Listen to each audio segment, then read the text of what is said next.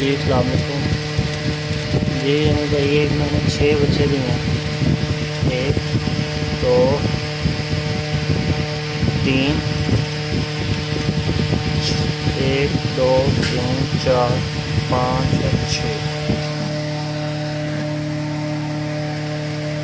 माशाल्लाह सेहतमंद है, ठीक ठाक है।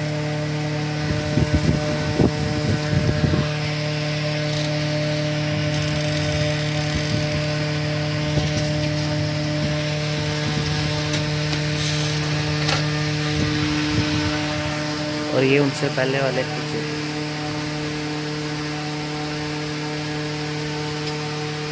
ये दूसरी मादी है, ये भी प्रेग्नेंट है, ये भी बच्चे देने वाली है।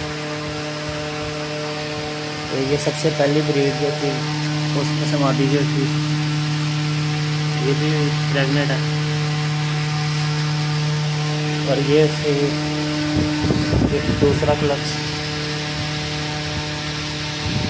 माशाल्लाह सेहतमंद है, ठीक ठाक है।